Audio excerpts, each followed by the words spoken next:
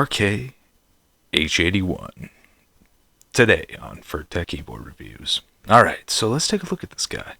In the box, we get an USB-A to USB-C cable, a few spare switches, a keycap and switch puller, because yes, this keyboard is indeed hot swappable. You can see there on the corner it has a device selection switch that allows you to go between standard plug-in hardwire or 2.4 gigahertz USB dongle, or my favorite, 3 different Bluetooth devices. Yes, ladies and gentlemen, that's correct. 3 different Bluetooth devices. It indeed does have full RGB backlight with a number of pre-programmed modes that allows you to easily toggle between the different RGB options. This keyboard is amazing. It sounds beautiful and is wonderful to type on.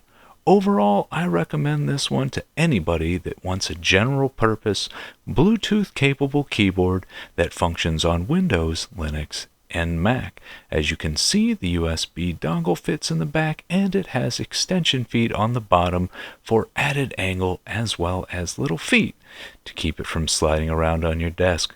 Alright, ladies and gentlemen, hopefully you enjoyed. Let's give you a little bit of sound.